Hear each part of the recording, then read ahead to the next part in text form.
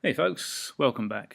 In this tutorial we're going to have a very quick run through of adding multiple properties to a range selector. Now in the last tutorial we ended up with this simple piece of animation. We'd added, just to recap, an animator to the text.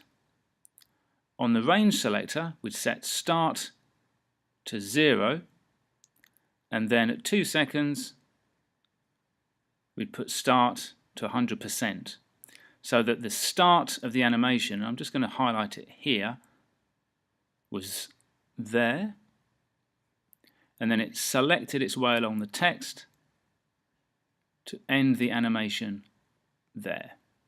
And the property we used was position, so it was animating the position of each letter from 0 to 2 seconds.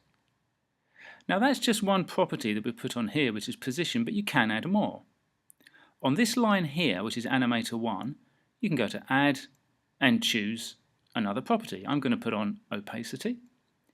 Please make sure, folks, that your time marker is at 0 on the timeline.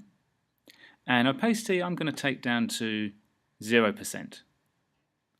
Now, when we scrub through the timeline, you can see each letter fading up as it moves its position.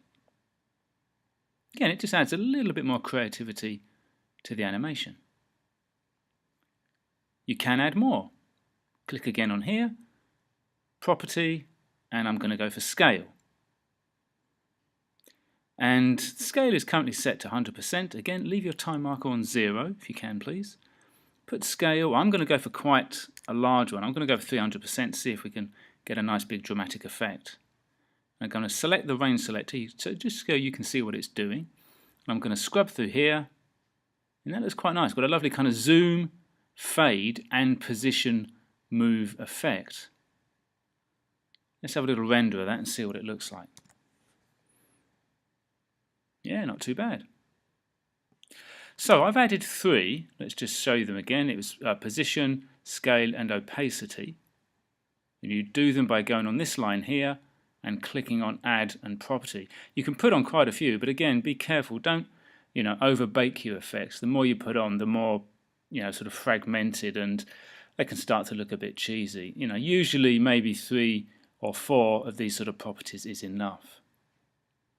Right, okay folks, I hope you found that useful. See you in the next tutorial.